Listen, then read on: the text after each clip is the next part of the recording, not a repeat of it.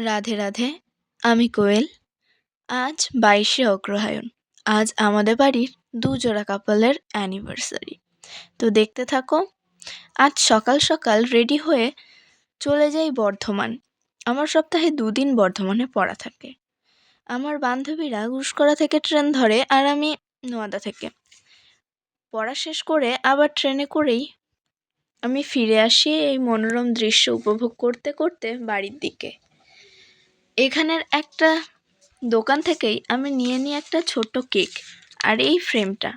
হ্যাঁ, আজ আমার মা বাবা আর জেঠু জেঠিমার বিবাহবার্ষিকী। আরও 6 বছর আগে থেকে যখন আমি আর আমার ভাই মিলে ঠিক করি যে বিবাহবার্ষিকী পালন করব, তখন শুনেছিলাম যে বিবাহবার্ষিকী নাকি পালন করতে নেই, এটা কোনো পালন করার জিনিস না, এটা নাকি খুব লজ্জার। ভাবা যায়, বিবাহবার্ষিকীর মতো একটা শুভ দিনও নাকি লজ্জার।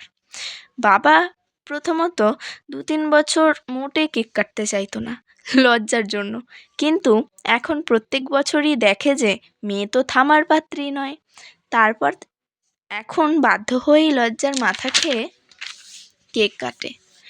ফার্স্ট যখন আমরা মা বাবা আর জেঠু জেঠিমার অ্যানিভার্সারি পালন করেছিলাম, সেটা তাদের জন্য সারপ্রাইজ ছিল।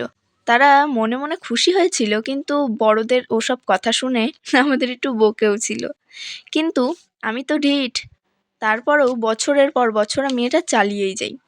আগে মামা বাড়ি থেকে মামা মামি দাদা দিদি আসতো, কিন্তু এবছর আর ওদেরকে ডাকা হয়নি, কারণ এবছর বাড়ির বড় ঠাম্মা অসুস্থ।